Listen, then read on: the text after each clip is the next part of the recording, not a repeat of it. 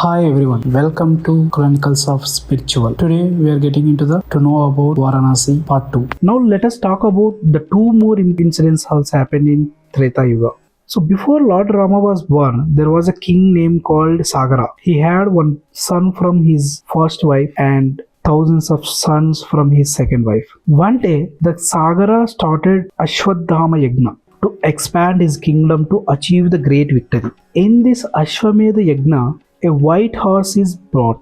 There was a puja is done for that horse and they left free for 1 year. During that 1 year, whichever kingdoms the horse travels through, all the kingdoms comes under Sagara rule. So of that king who started that yajna. If any king does not accept this rule, they will stop the horse. By stopping the horse means they are ready for the war with the Sagara king. The horse sent by the Sagara king kept traveling through many kingdoms, but suddenly one day it was disappeared.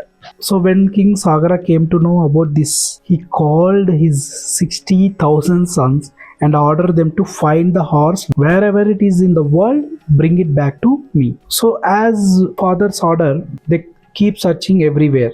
They could not find the horse. They went some location. They're starting digging that location. Inside that, by beginning searching for that horse underground, ashram of Kapila Maharshi. So Kapila Maharshi is actually who is doing yajna. So Kapila Maharshi was sitting in the deep meditation for many years, and surprisingly, the horse was standing beside him. Fearing that King Sagara's power was increasing too much, had stolen the horse and kept there. Knowingly or unknowingly, the truth, the sons of King Sagara believed that the Kapila Maharshi had stolen the horse. So they started disturbing his meditation. Because of that, the Kapila Maharshi got angry and opened his eyes. The moment he did that, all 60,000 of sons were burnt to ashes. Since they all became ashes like that, their lost rights could not be done. So when King Sagara came to know about this, he tried many ways to bring the peace to their souls, and slowly, after some time,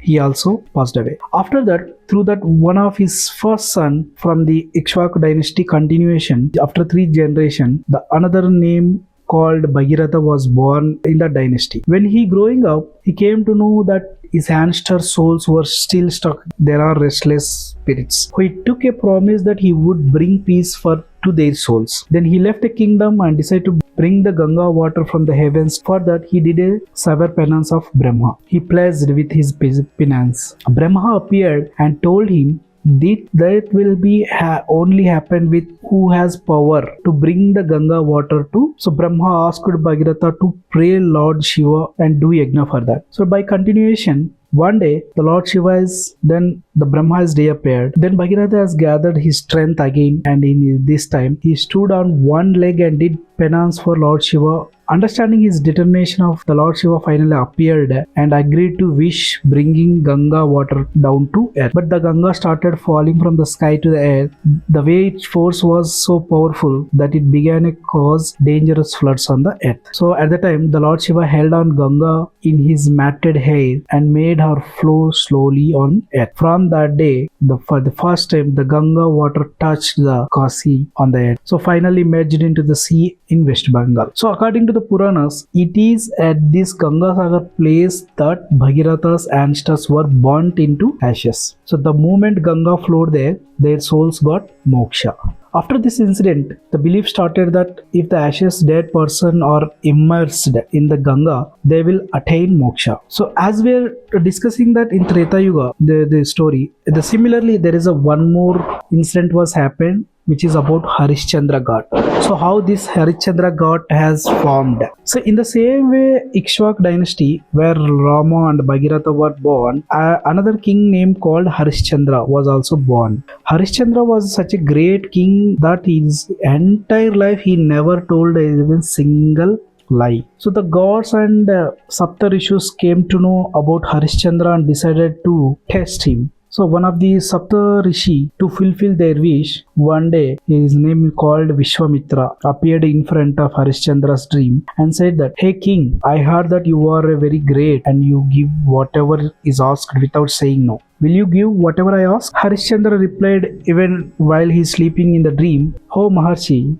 Yes, whatever you heard is true. If I will give it without a hesitation, please ask what you want. Then Vishwamitra said that, then give me your entire kingdom, all its wealth, whatever you have at Dakshina. At the moment Harichandra woke up and looked around, understood, oh, this was just a dream. So he went back to sleep. Then suddenly the next morning, when Harichandra was conducting a meeting in his royal court, Vishwamitra came to there and said, hey Harichandra, you promised to give me your kingdom, all your wealth. Did you forget? Even though during this discussion, even though the promise was made in Harichandra's dream, Harichandra did not go on his word. Without saying anything, he gave everything that Vishwamitra asked. Because Harichandra also still remembered his promise in the dream. Then, that taking his wife and son with him, he left that kingdom. But for survival, he came to Kashi and started working as a cremation ground god, which means burning dead bodies and living on the money he earning from that work. But still, the Vishwamitra did not satisfied. He wanted to test him more. So one day, Vishwamitra came again and asked Harichandra for one more dakshina. Harichandra said, oh Maharshi, in my present situation, I do not even have money or any wealth